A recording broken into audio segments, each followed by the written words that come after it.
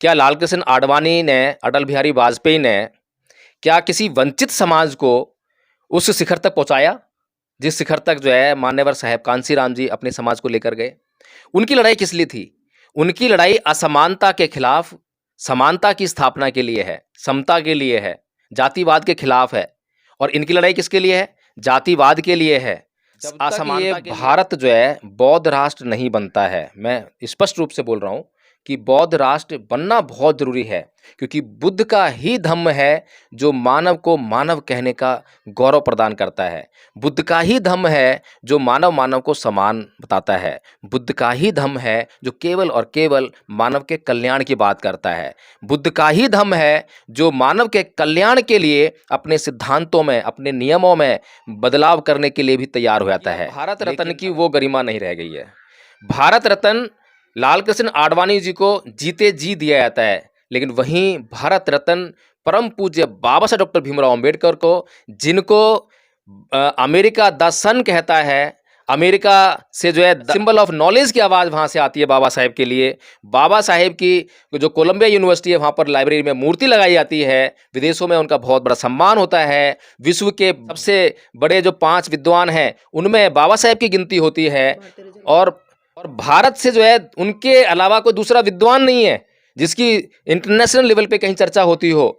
और उन्हें जो है भारत के अंदर भी, जब भारत में द ग्रेटेस्ट इंडियन का जो चुनाव हुआ तो उसमें जो है द ग्रेटेस्ट इंडियन का खिताब भी दिया जाता है। इससे बढ़कर मैं इन लोगों की नालायकी की और क्या बात करूं, मैं इनको क्या कहूं, किन शब्दों में इनकी मैं निंदा करूं कि बाबा साहेब डॉक्टर भीमराव अंबेडकर को 1991 में जब बहुत बड़ा आंदोलन किया गया तब जाके उनको जो है मरणोपरांत भारत रत्न का पुरस्कार कम से कम उन्होंने ये सच बयां करने का प्रयास किया, ये सच कहने की हिम्मत की कि राम मंदिर जो है कभी भी बन ही नहीं सकता। राम मंदिर का जो फैसला है जो कोर्ट में लंबित पड़ा हुआ है उसका निर्णय कभी आ ही नहीं सकता। कि ये जो है एक प्योर पॉलिटिकल इशू है, विशुद्ध रूप से जो है राजनीतिक मुद्दा है। और वहां पर जो है कोई ये निर्णय दे ही नहीं सकता, ये निश्चित किया ही नहीं जा सकता कि राम का जन्म कहाँ हुआ, के निश्चित ही नहीं किया। भारत को एक राष्ट्र के तौर पर उसके निर्माण की प्रक्रिया की बात करूं, उसके निर्माण की बात करूं तो उसके निर्माण की जगह पर अटल बिहारी वाजपेयी और लाल कृष्ण आडवाणी ने इस देश को सांप्रदायिकता की आग में झोंकने का काम किया। तो एक बार के लिए हम ये मान सकते हैं कि सरदार पटेल को जो सर्वोच्च पुरस्कार दिया गया भारत रत्न का, वो किसी हद तक न्यायिक कहा जा सकता है, जस्टिफाइड हो सकता है, क्योंकि उन्होंने जो है भारत की आज़ादी के आंदोलन में भाग लिया और संविधान के लागू होने के बाद देसी रियासतों को इकट्ठा करने में बड़ा महत्वपूर्ण योगदान दिया। और अपनी ज़िंदगी में उन्होंने जो है ये जो अभी संगठन चल रहा है आरएसएस का, इसको बैन करने का भी काम किया। जब ये देखा कि ये जो संगठन है इसने गांधी जी की हत्या कर दी और ये आतंकवादी संगठन है, इसकी गतिविधियां आतंकवादी हैं।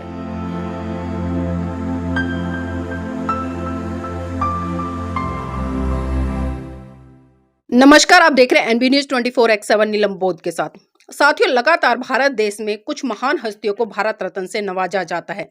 पिछले दिनों से हम देख रहे हैं कि लगातार कई लोगों को भारत रत्न से सम्मानित किया गया, लेकिन कहीं ना कहीं हम ये भी देख पा रहे हैं और समझ पा रहे हैं कि इस भारत देश में कुछ महान विभूतियां ऐसी भी रही हैं जिनको लेकर लगातार आवाज उठ रही है कि महान पुरुषों को भी भारत रत्न दिया जाए। लेकिन विडंबना है कि वो लोग इस दुनिया में नहीं है और उनके जाने के बाद भी आज तक उनको भारत रत्न से सम्मानित नहीं किया गया।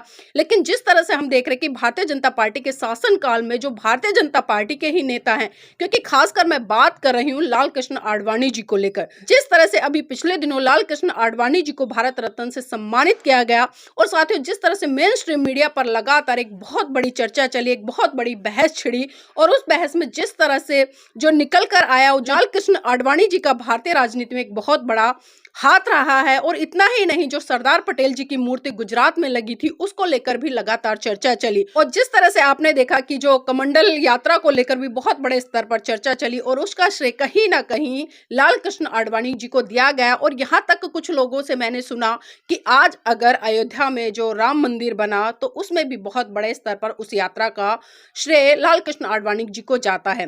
तो साथियों, इसी विषय पर चर्चा करने के लिए आज मेरे साथ में एडवोकेट जय भीम प्रकाश जी, उन्हीं से जानना चाहूंगी कि लाल कृष्ण आडवाणी जी को आज भारत रत्न से नवाजा गया, तो क्या सही मायने में उन्होंने भारत देश के लिए काम किया और भारत देश के इतिहास में या भारत देश के विकास में उनका क्या योगदान है? स्वागत है एनबी न्यूज में।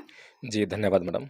और सर, जिस तरह से लगातार हम देख रहे हैं सोशल मीडिया पर एक आवाज उठ रही है, क्योंकि बहुजन समाज का एक बहुत बड़ा तबका वो भी है जो अपने महान पुरुषों में आस्था रखता है और सही मायने में अगर भारत के विकास में हम उनका योगदान देखें तो बहुत बड़े स्तर पर कहीं ना कहीं उनकी अनदेखी हुई है, उनको हाशिए पर धकेलने का काम किया गया है। और बहुत सारे लोग आज ये आवाज उठा रहे हैं, जिस तरह से लाल कृष्ण आडवाणी जी को अभी भारत रत्न से नवाजा गया है, उनको पुरस्कार दिया गया है, और लोग ये भी कह रहे हैं कि आखिर इनको क्यों, और भी तो इस देश में नेतापन पे है, महान पुरुष पैदा हुए हैं, उनको क्यों नहीं? जी, बिल्कुल बहुत अच्छा सवाल है और बहुत अच्छी चर्चा चल रही है। अब जो भारत रत्न है, उसकी जो गरिमा है, जब अटल बिहारी वाजपेयी को भारत रत्न दिया जाता है, जब ऐसे लोगों को भारत रत्न दिया जाता है जिनका भारत के निर्माण में कोई योगदान नहीं है, तो उस भारत रत्न की जो गरिमा है, उसकी जो उपयोगिता है, उसका जो महत्व है, वो नष्ट हो जाता है। जैसे कि परमवीर चक्र जो है, किसको दिया जाना चाहिए? जी। वो सेना का एक सर्वोच्च पुरस्कार है, और अगर ऐसे लोगों को दिया जाए जो कि जिनका शौर्य नहीं है, जिन्होंने जो सेना है उसमें कोई ऐसा बहादुरी का कार्य नहीं किया है, अगर उनको भी देने लग जाएं उस परमवीर चक्र को, तो वो परमवीर चक्र का जो है महत्व खत्म हो जाता है। अगर परमवीर चक्र को लेने वाला व्यक्ति जो है कहीं से भी गुजर जाए, तो उसका महत्व जानने वाले लोग जो हैं उस व्यक्ति को सर आंखों पर उठा लेते हैं। ये उसका महत्व होना चाहिए। इसी प्रकार से जो भारत रत्न है, उसका अपना महत्व था। भारत रत्न यानी कि भारत के निर्माण में सहयोग करने वाले व्यक्ति को एक भारत के रत्न के तौर पर जाना जाए, पहचाना जाए, इसलिए उसको जो भारत का सर्वोच्च सम्मान दिया जाता है। जी। लेकिन जिस प्रकार से अटल बिहारी वाजपेयी को और सरदार पटेल को, लाल कृष्ण आडवाणी को भी दिया, तो एक बार के लिए हम ये मान सकते हैं कि सरदार पटेल को जो सर्वोच्च पुरस्कार दिया गया भारत रत्न का, वो किसी हद तक न्यायिक कहा जा सकता है, जस्टिफाइड हो सकता है, क्योंकि उन्होंने जो है भारत की आज़ादी के आंदोलन में भी भाग लिया और संविधान के लागू होने के बाद देसी रियासतों को इकट्ठा करने में बड़ा महत्वपूर्ण योगदान दिया। और अपनी ज़िंदगी में उन्होंने जो है ये जो अभी संगठन चल रहा है आरएसएस का, इसको बैन करने का भी काम किया। जब ये देखा कि ये जो संगठन है, इसने गांधी जी की हत्या कर दी और ये आतंकवादी संगठन है, इसकी गतिविधियां आतंकवादी हैं, तो सरदार पटेल ने जो है उसको बैन करने का काम किया। हालांकि जातिवादी मानसिकता से ग्रस्त थे, बाबा साहब डॉक्टर भीमराव अंबेडकर का पूरे जीवन विरोध करते रहे। एक कहते हैं कि फूटी आँख वो सुहाते नहीं थे बाबा साहब डॉक्टर भीमराव अंबेडकर सरदार पटेल को जो है। और यहाँ तक उन्होंने कह दिया था कि संसद में पहुँचने के दरवाजे तो क्या, मैंने खिड़कियाँ और मोगले तक बंद कर दिए हैं, अंबेडकर संविधान में जाकर दिखाएं, यहाँ तक कह दिया था। तो ऐसा क्यों कहा उन्होंने जो है? ऐसा इसलिए कहा था कि वो जातिवादी मानसिकता से ग्रस्त थे। उनको क्या पता नहीं था कि बाबा साहब डॉक्टर भीमराव अंबेडकर कितना पढ़े लिखे हैं? क्या उन्होंने अपनी शिक्षा का कद जो है बाबा साहेब की शिक्षा के कद से नापने की कोशिश की थी कभी? अगर कभी प्रयास भी किया होता तो मैं समझता हूँ कि उनकी आंखें नीची हो जाती और वो बाबा साहेब डॉक्टर भीमराव अंबेडकर को सम्मान देने का प्रयास करते। लेकिन खैर वो तो अलग बात है, आपसी मनमुटाव, दुश्मनी या कुछ भी कह लें कि ईर्ष्या का भाव, कुछ भी हो सकता है। लेकिन कम से कम सरदार पटेल का जो है इस देश के निर्माण में कुछ तो योगदान था। इसी प्रकार से अगर मैं अटल बिहारी वाजपेयी की बात करूं तो उनका क्या योगदान था, सबसे बड़ा सवाल ये उठता है। अगर मैं भारत को एक राष्ट्र के तौर पर उसके निर्माण की प्रक्रिया की बात करूं, उसके निर्माण की बात करूं, तो उसके निर्माण की जगह पर अटल बिहारी वाजपेयी और लाल कृष्ण आडवाणी ने इस देश को सांप्रदायिकता की आग में झोंकने का काम किया। आज जो हिंदू मुसलमान का इतना बड़ा फसाद जो भारत के अंदर पनप रहा है, आज जो हिंदू जो है मुसलमानों को, हर किसी आदमी को पकड़ पकड़ कर जय श्री राम जबरदस्ती बुलवाने का काम कर रहा है, ये सब इन्हीं की देन है। आज जो राम मंदिर जो है आज आपका अयोध्या में, इतना पैसा उस पर खर्च किया गया है और सुप्रीम कोर्ट के जज को खरीद कर उससे झूठ बुलवा कर और बिना तथ्यों के आधार पर इतिहास को दबाकर, इतिहास को दफन करके, सच्चे इतिहास को मिटाकर उन्होंने राम मंदिर का निर्माण किया है। तो ये दो लोग जो हैं, लाल कृष्ण आडवाणी और अटल बिहारी वाजपेयी, इसके लिए जिम्मेदार हैं। लेकिन फिर भी अटल बिहारी वाजपेयी थोड़ा बहुत ईमानदार थे। थोड़ा बहुत जो मैं उनको सम्मान ज़रूर देता हूँ कि कम से कम जो है उन्होंने कुछ बातें ऐसी कहीं जो कुछ न्यायिक थी। कम से कम उनके जीते जी जो है राम मंदिर नहीं बना। कम से कम उन्होंने अपने जीते जी किसी जज को खरीदने की हिमाकत नहीं की। कम से कम उन्होंने ये सच बयां करने का प्रयास किया, ये सच कहने की हिम्मत की कि राम मंदिर जो है कभी भी बन ही नहीं सकता। राम मंदिर का जो फैसला है, जो कोर्ट में लंबित पड़ा हुआ है, उसका निर्णय कभी आ ही नहीं सकता। राजनीतिक मुद्दा यहाँ पे क्योंकि ये जो है एक प्योर पॉलिटिकल इशू है, विशुद्ध रूप से जो है राजनीतिक मुद्दा है। और वहां पर जो है कोई ये निर्णय दे ही नहीं सकता, ये निश्चित किया ही नहीं जा सकता कि राम का जन्म कहाँ हुआ। निश्चित ही नहीं किया जा सकता। कोई तथ्य ही नहीं है, कोई सबूत ही नहीं है, एक भी ईंट, एक भी पत्थर का टुकड़ा वहां से नहीं बरामद हुआ है जिससे ये मालूम हो सके कि राम का जन्म यहाँ हुआ। ये बिल्कुल निश्चित नहीं हुआ नीलम जी कि राम का जन्म कहाँ हुआ। तो जब ये निश्चित ही नहीं हुआ कि राम का जन्म कहाँ हुआ है और निश्चित हो ही नहीं सकता है, तो ये जो बाबरी मस्जिद जो ढाई गई, इतना बड़ा पाप इन लोगों ने किया। तो नीलम जी इसी प्रकार से जो है ये जो लाल कृष्ण आडवाणी जी हैं, इनका तो कभी कोई योगदान रहा ही नहीं है, किसी भी प्रकार का योगदान नहीं है, बल्कि एक जहरीला सांप जो होता है जिसके अंदर जहर ही जहर भरा हुआ है, जहर के सिवाय कुछ भरा ही नहीं है। इस देश को बिगाड़ने में, इस देश को बर्बाद करने में, आज अगर ये देश सांप्रदायिकता की आग में जल रहा है, आज अगर ये देश जातिवादी मानसिकता के कारण जातिवाद की आग में जल रहा है, तो इसके लिए प्रमुख रूप से जो है लाल कृष्ण आडवाणी उनमें से एक आदमी है। लेकिन लाल कृष्ण आडवाणी को क्योंकि प्रधानमंत्री बनने की जो अब की बारी थी जो थी मोदी जी से पहले, वो लाल कृष्ण आडवाणी जी की थी, क्योंकि उन्होंने रथ यात्रा निकाली, उन्होंने जो है बाबरी मस्जिद को ढहाने में नेतृत्व प्रदान किया हिंदुओं का जो है, और तो हिंदुओं को मुसलमानों के खिलाफ खड़ा करने में अहम भूमिका लाल कृष्ण आडवाणी जी ने निभाई। तो इसके लिए जो है जो अगर मुख्य रूप से भारत के अंदर भाजपा के अंदर कोई जाना जाता था नेतृत्व के रूप में, तो लाल कृष्ण आडवाणी जाने जाते थे। लेकिन लाल कृष्ण आडवाणी का जो है पत्ता काट कर मोदी जी आगे आते हैं और वो प्रधानमंत्री बन जाते हैं। तो हालांकि किसी भी व्यक्ति को जो जिसने अपनी पूरी ज़िंदगी जो है उस मिशन के लिए लगा दी हो, हिंदुत्व के लिए लगा दी हो, और जब प्रधानमंत्री बनने की बारी उसकी आए और उसका पत्ता कोई साफ कर दे, तो उसे कैसे सहन होगा। तो कुछ हो सकता है कि उनको जो है भरपाई सी करी हो, मतलब जो है ये भारत रत्न देकर जो है। लेकिन एक बात तो तय है नीलम जी कि अब भारत रत्न की वो गरिमा नहीं रह गई है।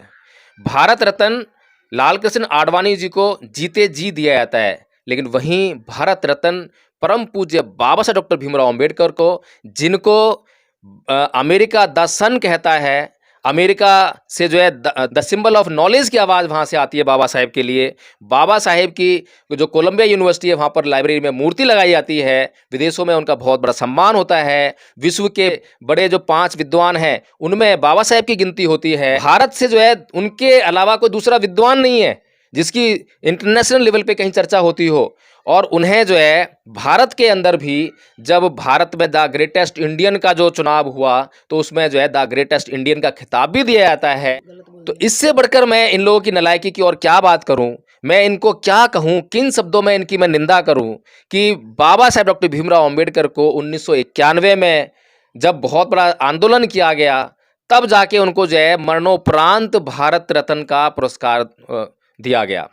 अब ये बताइए मुझे कि बाबा साहेब डॉक्टर भीमराव अंबेडकर के मुकाबले इस देश में, इस शताब्दी में, 19वीं शताब्दी, 20वीं शताब्दी, 21वीं शताब्दी, ये 3 शताब्दियों में जो है लगा लीजिए कि कोई भी बता दीजिए आप जो है जो उनके आसपास भी दिखाई देता हो।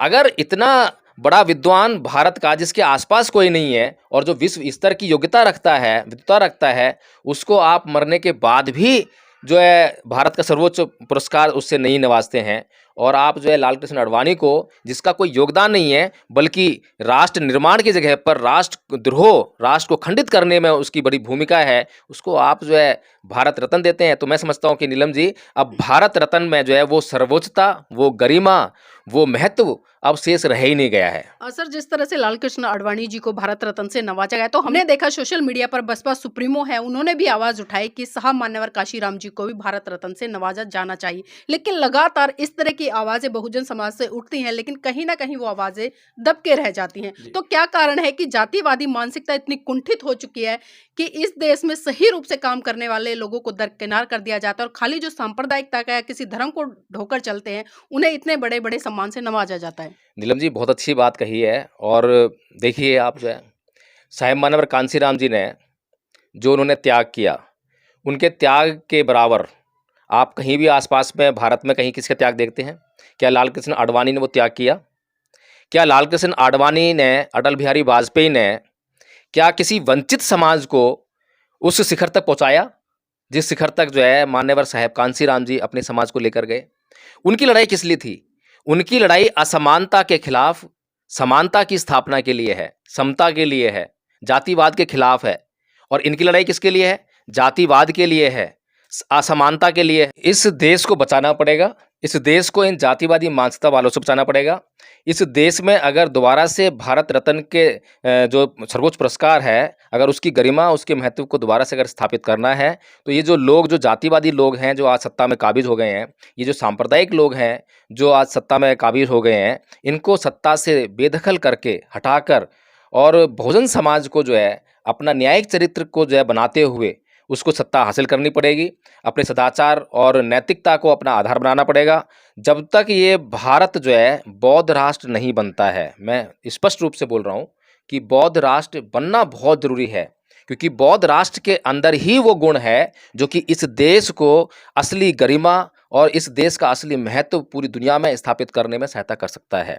क्योंकि बुद्ध का ही धम्म है जो मानव को मानव कहने का गौरव प्रदान करता है। बुद्ध का ही धम्म है जो मानव मानव को समान बताता है। बुद्ध का ही धम्म है जो केवल और केवल मानव के कल्याण की बात करता है। बुद्ध का ही धम्म है जो मानव के कल्याण के लिए अपने सिद्धांतों में, अपने नियमों में बदलाव करने के लिए भी तैयार हो जाता है। लेकिन अगर हम किसी दूसरे धर्म की चर्चा करें जो ये हिंदू राष्ट्र की बात करते हैं, जब बाबा साहब डॉक्टर भीमराव अंबेडकर से गांधी जी ने ये कहा था, अंबेडकर तुम हिंदू धर्म छोड़ने जा रहे हो और बौद्ध धर्म अपनाने जा रहे हो, तुम जो है हिंदू धर्म मत छोड़ो और हिंदू धर्म में रहकर ही जो है इसमें कुछ सुधारवादी काम करो।